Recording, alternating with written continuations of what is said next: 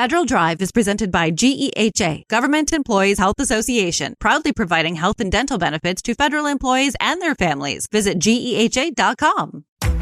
And now, the Federal Drive with Terry Gerton, sponsored by GEHA. Welcome to this holiday edition of the Federal Drive on Federal News Network. It's Friday, June 19th.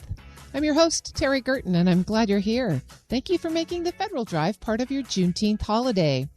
Today, we're sharing some of our recent stories about federal workforce hiring and training. We'll hear from Kelly Elliott, NASA's Chief Human Capital Officer, about NASA Force, and from Rich Brady and Ann Eberts, who share what's next for the federal financial workforce.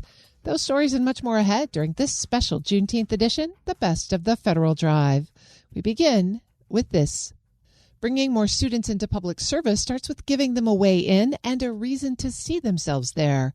A new program at Arizona State University is connecting students to federal service while they're still in school through a model that blends coursework with hands-on experience. It's part of a broader effort to strengthen the talent pipeline and widen access to government careers. Shannon Portillo, director of ASU's School of Public Affairs, joined me to provide more information about the initiative. Shannon, it is so great to see you today and to catch up on everything that's happening at ASU. Thanks for joining me. Thank you so much for having me. I appreciate it. You were working to unveil a new federal career track for ASU. We're going to talk more about the details of that, but I first want to hear why. What is it about federal workforce, the federal workforce, federal service that you are hearing and your students are hearing at Arizona that is still motivating them to come? So I'm going to step back a little bit and tell you a little bit about when we started thinking about this program. So we started planning for this in fall of 2024, before the last election. I was hearing from more students than ever that they were really excited about the idea of public service. For many of them, they didn't think about government when they thought about public service. And for many of them, DC seemed really far away. They had no concept of how they would even start a federal career. But these were bright students, people who we want contributing. They just didn't really have a pathway there. So we started this program as a way to say, how can we set up a pipeline? How do we help students who are interested in public service understand what it means to work for the federal government? We planned this out in fall of 24. We started recruiting for our first class in January of 25. You would think that students would get very scared with what they started hearing, what was going on. That wasn't the case. Students were actually really energized because they said, I want to be part of the solution. So students weren't scared off by what was going on. They were doubling down on, I want to do something different. I want to contribute. I want to figure out how. But they still have a lot of questions about how do they contribute? What does that look like for them? How do they get here? How do they get connected? How do they get involved? And so this program is really designed to help students envision what a career can look like and think about all of the pieces to a career that are often, we call them the hidden curriculum. How do you network? How do you find a place to live? How do you actually transition from Arizona to DC? Because so many of our students have actually never left the state of Arizona before. So just the move piece becomes the challenge, and that's more of a challenge than thinking about federal service. We think about federal service from the pipeline problem, how long it takes to hire somebody, where the recruits are going to come from. You're tackling this from the other side, what brings people into the pipeline. So walk us through what this program will actually look like for a student. How will it get them from ASU campus to federal service? So we're building on 10 years of success with our Next Generation Service Corps. NGSC is designed to help students think about character-driven leadership and prepare students from any major at the university to think about public service. So students in NGSC complete 3 internships, one in the private sector, one in the public sector, one in the nonprofit sector. They work on mission teams, tackling a big social challenge together in a transdisciplinary way. They have scholarship support to help create time for that, but they really focus in on leadership development. NGSC 10 years ago was conceived of as a program for all 4 years of undergrad. We started having transfer cohorts, so students could come in from a community college and do the program in 2 years. This program is designed for students to join as a junior, as a rising junior from any major, and they say, I'm interested in federal service They join our accelerated Masters of Public Administration program. So they do those 3 internships. They do the leadership development. They have professional development in 2 years with us in Arizona while they finish undergrad. Then they come out to DC and they do a 1-year accelerated Masters of Public Administration at the ASU DC location, while hopefully doing another internship with a federal agency or in a federal government adjacent role, and launch their career from there. Dr. Shannon Portillo is Director and Co-Presidential Chair of the School of Public Affairs, the Watts College of Public Service at ASU. So Shannon, let's talk about that year in Washington. Why do you need to have those students here for that year? What is it about that experience that is going to really translate for them to federal service? Yeah, as I mentioned, one of the things that students are nervous about is the moving to DC part. And so they come as a cohort. They already have 2 years of building relationships with their fellow students. They have 2 years of building relationships with our professors of practice in the school who will be with them here in DC. So that year in DC is really meant to help them build their professional network, develop their skills, and decide what they want their careers to look like. So this is a year for them to really get to know what it's like to work in federal service. One of the challenges about being in DC is that you often need to know somebody to kind of get in. And so the programs at ASU really have a huge focus on first-gen students. How are you building a structure that can support a first-gen college student making the leap to DC, a year here, and then hopefully that transition to federal service? That's why I'm here right now. Actually, our goal is to get ahead of this for students to help them build that network early before they arrive, to make sure that we're activating the ASU alumni and friends of ASU that we already have in the DC area, make sure that we're developing the skills that students need to build a network, helping them understand what are all of those kind of intangible pieces that help us have a successful career. So they're doing that professional development with us for all their juniors and seniors in undergrad. And then when they get here, we hope they're ready to hit the ground running, build up their own network, start those careers. And then this first cohort will help the second cohort, will help the third cohort. And the goal is to build that pipeline and everyone to lift as they climb. And as you think forward, your first cohort has 11 students. They're going to finish up this program in 2028, right? Think for me 5 years down the road. How does this program grow? How does it expand? How will you know if it's been successful? Yeah, so ASU loves to do things at scale. We like to pilot, experiment, innovate, design, get feedback, redesign. 5 years from now, I'm hopeful that it may not just be cohorts of students from ASU, but we have 28 universities who are part of the Next Generation core network. And so how can we get more universities involved in this pipeline? How do we make sure that we're recruiting broadly across all of the majors at ASU? And then how do we get the resources to scale this up so any student who wants to make this journey can make this journey? And so if there are federal agencies who might want to, get a finger on some of these folks during their year for internships, or private sector nonprofits, where do folks go to learn more about the program? Absolutely. So I would love if folks would contact me. I'm happy to share my email address so that people can get in direct contact. But on our Next Generation Service Corps website, we have an accelerated federal career track page on that website. So folks can take a look at it, see what we're doing, and get in contact. We are very open to internships in federal agencies, nonprofit, in the private sector. We want students to have access to the full range of experiences. I've been speaking with Dr. Shannon Portillo. She's the Director and Core Presidential Chair at the School of Public Affairs, Watts College of Public Service, Arizona State University. Shannon, thanks so much for joining me. Thanks for creating this amazing program. We're excited for what may happen. Thank you. I really appreciate the time to chat about it. We're excited for our students to get out here and start learning. You can find this interview at federalnewsnetwork.com/Federal Drive. Subscribe to the Federal Drive wherever you get your podcasts. Coming up next, NASA is testing a faster way to recruit top engineering talent inside the federal hiring guardrails. You're listening to the best of the Federal Drive with Terry Gerton on Federal News Network. Tune in Tuesdays at 10:30 a.m. and 2:30 p.m. for the Innovation in Government Show, sponsored by Carasoft. Hear from the industry leaders advancing the technologies shaping how agencies modernize, secure operations, and deliver better services. Innovation in Government covers what is changing now, what is working from cybersecurity and cloud to data, AI, and emerging technologies. Listen to Innovation in Government, Tuesdays at 10:30 a.m. and 2:30 p.m. on Federal News Network. Search Innovation in Government.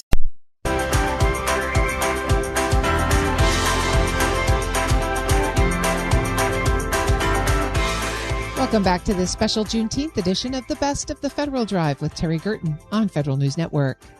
NASA is testing a new way to bring engineers and technologists into the agency more quickly. The idea is to move faster while still working inside federal hiring rules. To find out how the program will work, I spoke with NASA Chief Human Capital Officer Kelly Elliott. Kelly, thanks so much for joining me today. I'm excited to be here. It's always a wonderful opportunity to tell NASA's story, and especially to talk about our amazing workforce. Well, let's talk about NASA Force. What exactly are you trying to do with this that the current workforce system won't let you?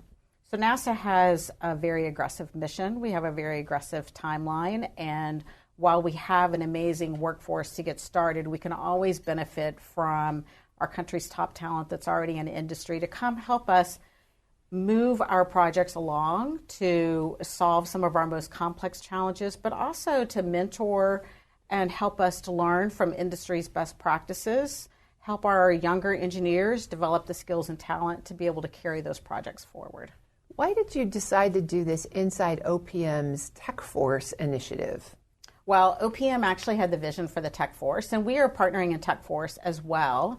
So we have, technologists that we've hired as a result of Tech Force, but NASA has a broader mission than what some of those technologists, AI, computer scientists, and engineers can solve. We also need engineers, we need researchers, we need scientists, and so their program was not quite broad enough for what we needed to accomplish for the NASA mission. And yet you want to work inside the Tech Force guardrails. So you've got a broader scope of expertise, but a narrower set of protocols. Tell me how that works. So I think what Tech Force has brought to us is, one, a way to amplify our recruiting really quickly. We just announced an aerospace engineering role. We had 2,400 applicants over 5 days. And then we moved quickly to qualify those. 25% of those became qualified for NASA roles that we're exploring further. I think that Tech Force not only is our marketing arm, but they have, under Director Scott Cooper's leadership, they've opened some doors for a broader industry partnership in really talking to industry about our country's and the federal government's need to solve some really complex challenges. They've brought forward industry training that folks in Tech Force and ultimately in NASA Force will benefit. So OPM actually has been, I think, a critical partner to allowing us to move quickly in establishing NASA Force and to develop the momentum that we need to attract the talent. What's operationally different about the NASA Force initiative compared to what you would normally do? Is it just that broader outreach? Is it a different way of bringing people on board and placing them? Like, how does it play out? I think it's both. It's complementary to our traditional hiring mechanisms, which we are excited about. We're continuing with those. We are hiring a number of engineers and experts through our other traditional hiring mechanism. But what NASA Force allows us to do is to bring folks in for a 1 to 2 year period of time where they can immediately solve some of our complex challenges that someone that we may hire that's earlier career may not have the skills and the ability to do that. Again, it's about partnering individuals who have a proven ability to solve complex challenges, who have an incredible set of expertise, and who can immediately hit the ground running in mentoring our folks and bringing them to the next level. So similar to Tech Force, you're thinking about this as maybe a 2-year detail sort of assignment, and then individuals might stay with NASA or they might go back to industry. Correct. We'll be thrilled. It'll be an individual's choice. We think this can be really pivotal for an individual's career. If we look at some of the exciting industries that we think we would benefit from this, would be an example like with nuclear. So nuclear engineers may not have the opportunity to come and work at NASA for 20 to 30 years on our incredible missions, but coming for 1 to 2 years would allow us to really learn from their expertise and really help move our projects forward, while our employees may have the opportunity to go and work in a nuclear industry and learn in a much faster way than they would traditionally through just the on the job work. So are you imagining an exchange kind of model here? You talked about NASA Yes. employees going out as well? Yeah, NASA has wanted to do industry exchanges for years, and I think we see a real benefit in our employees learning from industry and our industry coming in and learning from NASA and having that shared perspective as we continue to partner with industry. So we would love to have the opportunity to exchange some talent. Of course, we want to keep our NASA engineers coming back to NASA. But we also think that it's important for someone, and a really great opportunity for someone who doesn't want a federal service career for 20 to 30 years to come in. This could be actually really pivotal for their career as well. Do you have any sort of model for that kind of drop-in, where you're going to get someone from industry and they're going to show up at Johnson Space Center, for example, and they're there on a 2-year assignment? How do they fit in with the existing workforce? So I think there are some great models. Department of War has had an industry exchange for years. We've actually, I think, have a few pockets of that success. There's a lot of model where federal employees go into higher education or they go into other nonprofit organizations and do that exchange. So we have some great models of success there. And this opens the door for us to do that with industry. So I think this group of individuals that would come at NASA Force would fit in and would be a civil servant employee as part of our workforce. They would be a part of the team. There would be no barriers for what they could work on, what intellectual property we could share with them. So as a civil servant, we would reduce and eliminate all of those barriers, allowing us to move quickly in accomplishing our mission. But at the same time, I think that we would like for them to be a part of a cohort. We'd like for them to benefit from the things that OPM is building as part of Tech Force. But we'd love for them to learn from each other and for us to kind of use that as a core set of individuals to get feedback as innovators, to help NASA not only for the projects that they're doing, but to help us change our culture long term. Let's go back to the process for a minute, because one of the key features you talked about here is speed and flexibility and bringing people in. Do you foresee any trade-offs between that desire to move quickly and other sorts of screening, merit-based security screening that you might need before you plugged someone into a really sensitive NASA program? So we are not doing less screening than we would for a long-term permanent hire at NASA. So we are looking for an OPM as well through their Tech Force, our screening for the best of the best. I mentioned we had 2,400 applicants, only 600 of those qualified. So we are continuing with a really rigorous process because we need the top individuals and that really technical expertise in order for us to accomplish. And when I talk about speed, I'm talking about the speed that's necessary to accomplish the NASA mission. What have you found that helped you speed up that qualification process? So speeding up our qualification process has really been a key part of partnering with subject matter experts within our leadership and within the organization where the individual would be hired. So as we partner with in a human capital workforce or with our team, we partner with subject matter experts to really analyze the person's background, not only looking at resumes, but participating in an interview process. So we don't anticipate bringing anyone in that we've not fully vetted by the other experts, because it takes oftentimes an expert to be able to ask those really hard questions and really to identify the true experts that we need to bring in. Kelly Elliott is NASA's Chief Human Capital Officer. Kelly, thanks so much for joining me today, and we'll look forward to checking back in. All right, thank you. You can find this interview at federalnewsnetwork.com/Federal Drive. Subscribe to the Federal Drive wherever you get your podcasts. Still to come, as AI reshapes work, a new program is showing what it takes to keep up. But first, federal financial management has always been a no-fail mission. The past year has added new pressure to a workforce already stretched across competing demands. This is the best of the Federal Drive with Terry Gerton on Federal News Network.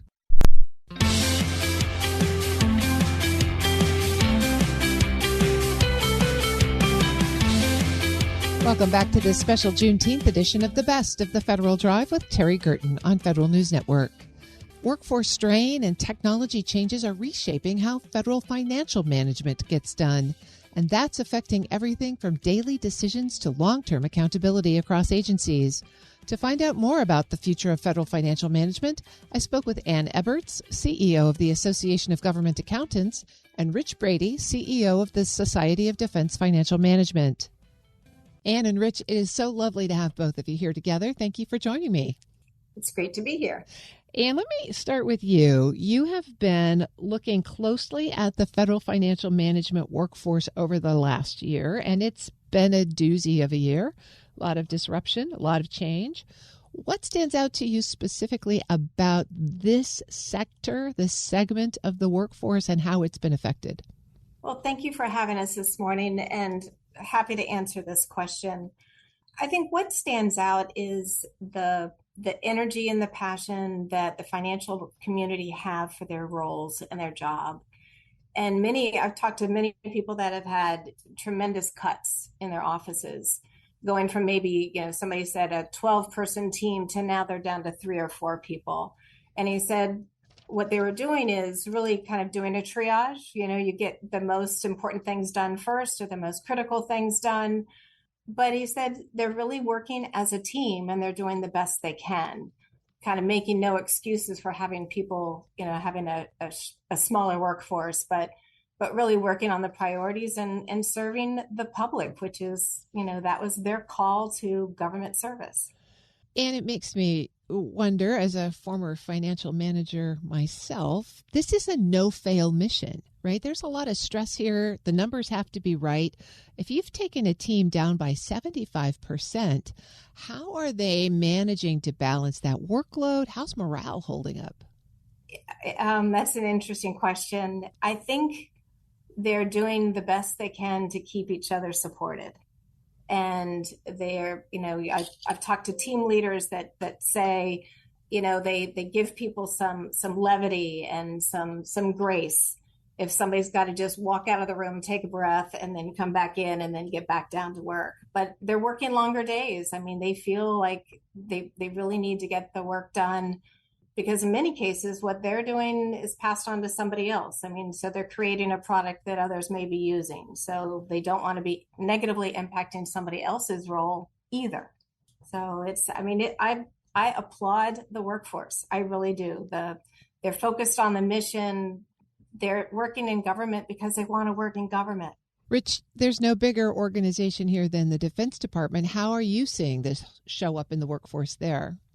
Yeah, thank you, Terry. I would echo what Ann is saying, and that, if you even look a little further back, past the last year, most agencies, and particularly within the Department of Defense, they were in the throes of digital and financial transformation, updating old systems, legacy systems, modernizing them, working toward the audit when all of these changes took place. So there was already a lot of stress on the workforce. And just as an example, for the Marine Corps to get to its first clean audit opinion 3 years ago, there were a lot of manual processes that were in place. So it took a lot of labor and manpower to do that. And that's still being worked on as we speak, as they've achieved their third clean audit opinion now. But to Ann's point, there is a lot of stress on the workforce. That's one of the number one things that we hear from our members, and many of them, even a year ago, most offices weren't 100% manned. They maybe were 75, 80% manned. So you put the reductions on top of that, you're talking about offices that are maybe only 60 to 70% manned right now, or have the workforce that they are required to have, yet still have all of the requirements, the day-to-day operational stewardship requirements, in addition to the financial and digital transformation that's taking place. And Rich is mentioning automation especially. What are you seeing kind of across the non-defense financial workforce? Is AI making a difference here in terms of alleviating workload or minimizing workload? Are there specific skills that financial managers are acquiring now to help deal with, the modern demands? Great question. Let me answer the skills piece first, because I think there are some people that are kind of working on their own at home to try to figure out how do I learn more about AI? I mean, there's no time to take a break and go to a class. So some are kind of, learning while they're working and exploring and experimenting. And I think if there were courses available, kind of shortened, focused ones that could help them with specific kinds of things that they're working on at their office, I think that would be incredibly well received. But like I said, others are exploring some on their own, or they're talking and communicating with others in other agencies that may be further ahead and sharing best practices and ideas. And that's where I really applaud this community, is they do reach out to their colleagues in other agencies, because if you've been to two agencies, you've only been to two agencies. There's no cookie cutter response or practice. Rich, obviously a key tenet in SDFM is credentialing and training. How have you adjusted your curriculum? How have you adjusted the credentials to take advantage of this moment? Yeah, great question. So from the beginning, since I came on board here at SDFM almost 5 years ago now, there has been an ask for more credentials, more certifications, primarily in the area of data analytics and digital tools. Our actual first step into this area was a new certification on healthcare, which we've previously spoken about, given the kind of explosive growth in the Defense Health Program and Defense Health Agency. That was the first one, but we are looking at other areas, including data analytics, fiscal law, even. Some of the basics. It kind of gets back to, what does the workforce need in terms of training? Well, they still need what we like to call the basic blocking and tackling of defense financial management or federal financial management. They still need the fiscal law training, the budget formulation training, the basic accounting. But they also need the advanced training on top of that, data analytics, forecasting, scenario planning, the use of AI. The real question, which Ann was talking about, is where's the time for it? You can't have a short course necessarily in fiscal law, a 1-day course, and the size of the GAO Red Book. It's enormous, and there's a lot to cover there. So that's probably a 3 to 5 day course at a minimum, but it's difficult to carve out the time necessary for those type of courses that the workforce needs. Rich Brady is CEO of the Society of Defense Financial Management, and Ann Eberts is CEO of the Association of Government Accountants. And as we think about the future, how are your two organizations here working together on the future state of the financial workforce? I love that question. Rich and some of his folks and my team have met recently about how do we do just that? How do we work more closely together? And what's interesting is folks that attend Rich's events at SDFM and those that attend AGA events, in many cases, they've gone to both. I mean, so we have a lot of cross-pollination, I think, of our members as well as our attendees.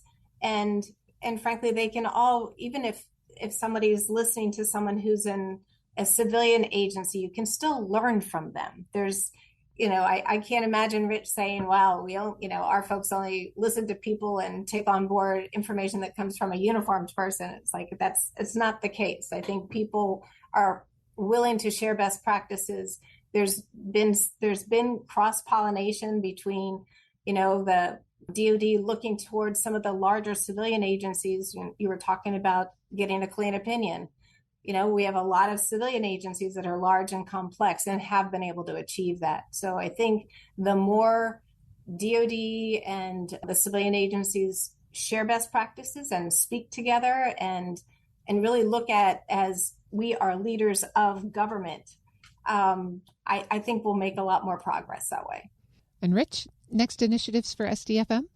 Yeah, so as you know, we've transitioned to our new DFMIs, our Defense Financial Management Institutes. We moved away from the single annual event, our PDI, and now we're holding a series of events throughout the year. And so we want to get out to where our members are and bring the content to them, the education, training, and certification, in addition to all the networking opportunities as well. So we kicked that off this year and are looking to expand it into 2027. I've been speaking with Ann Eberts. She is the CEO of the Association of Government Accountants, and Rich Brady is CEO of the Society of Defense Financial Management. It's lovely to see you both. Thanks so much for joining me together. Great. Thank you. Thank you.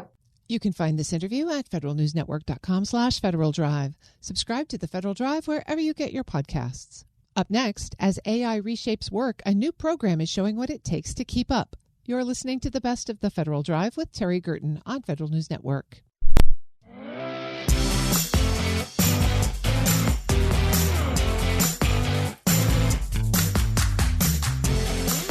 Welcome back to this special Juneteenth edition of the Best of the Federal Drive with Terry Gerton on Federal News Network.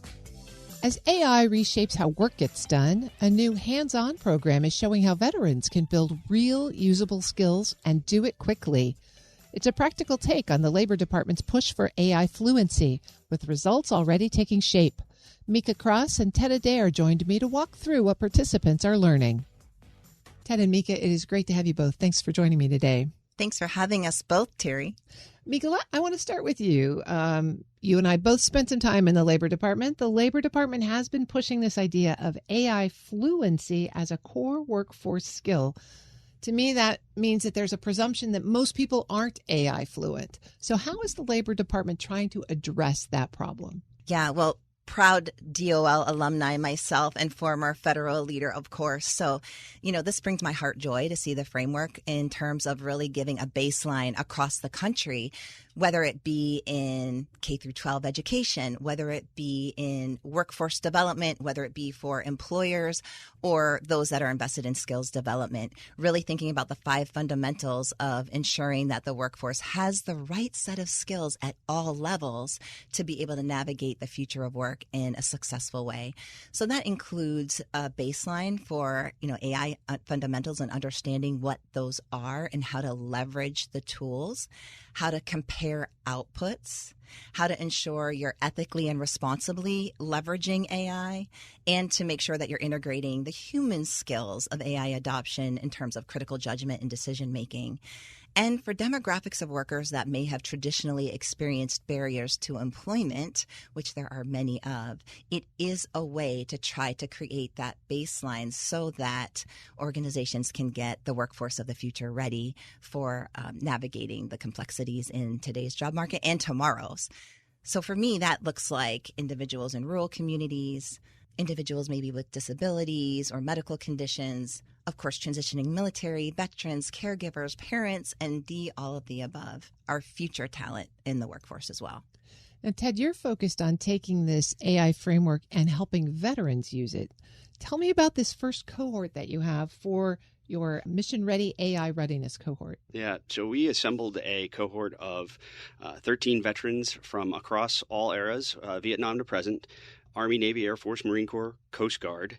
And we also made sure that we had representation across both men, women, and the intent really is to fill a gap. We saw a need in the marketplace for veterans who wanted to go down several different career paths, whether it is to be an entrepreneur or to upskill on AI. And so we've built a cohort that is for veterans, by veterans, that gives veterans not only the awareness and understanding of how AI tools work, but practical outputs. They actually built live demonstrations of agents that they came and delivered to us on the final day.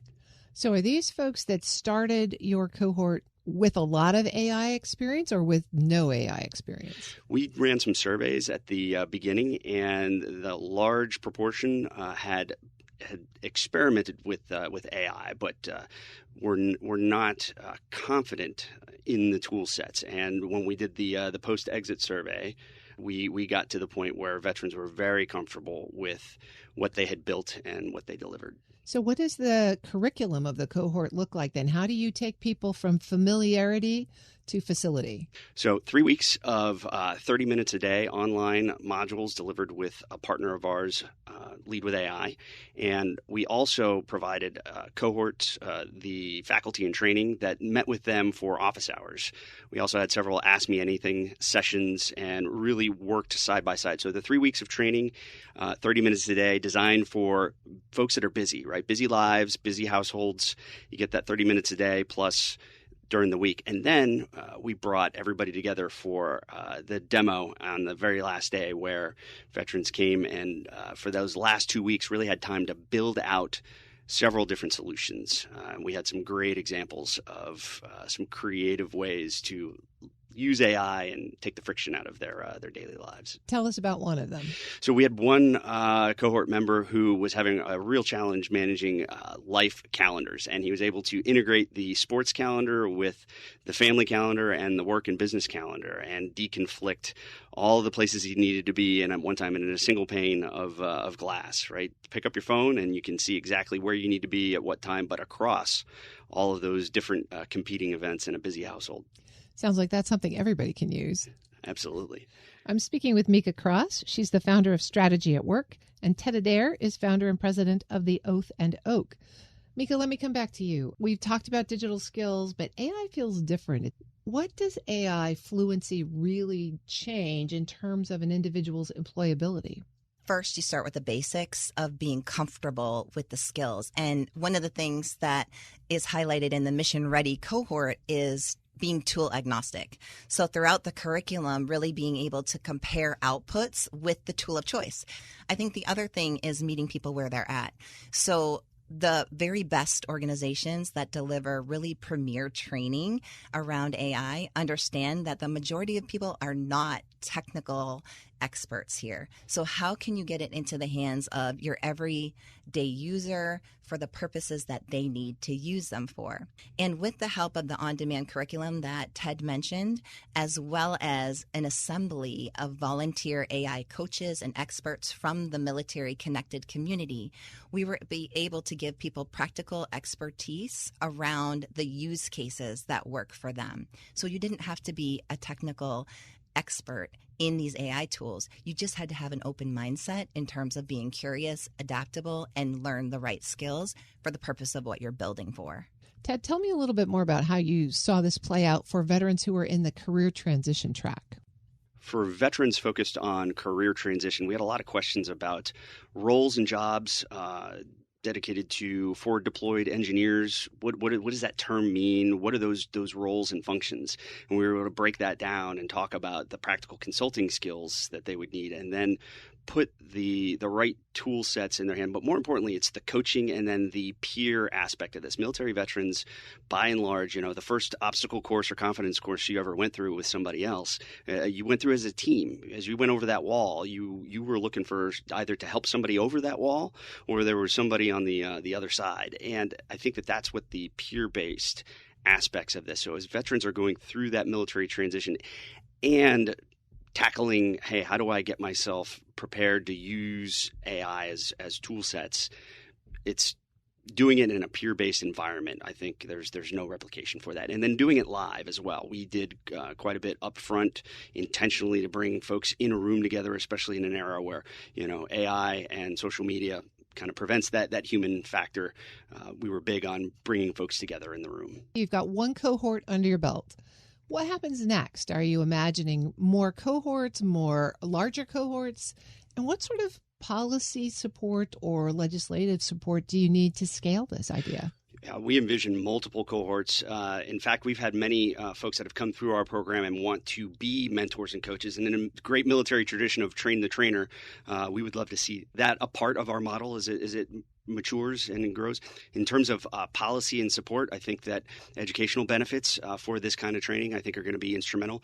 And there's no question that there's a lot of free online training, and it's from premier institutions that do this exceptionally well, but it's an individual-based and it's a self-driven based type of training. What we've built is something, again, for veterans, by veterans. And if you think about those days where, you went and did there were a few days where you did PT by yourself, and there is something to do to doing hard things in a group, especially for veterans who, candidly, several were, I think, apprehensive about some of the tool sets that we put in front of them.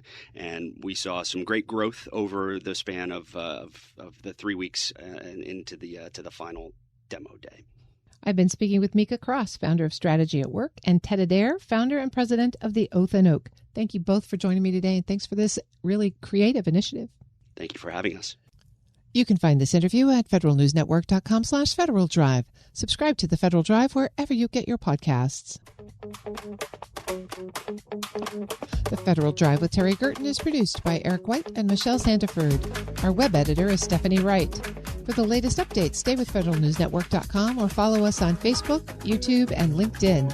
I'm Terry Gerton. Thanks for listening.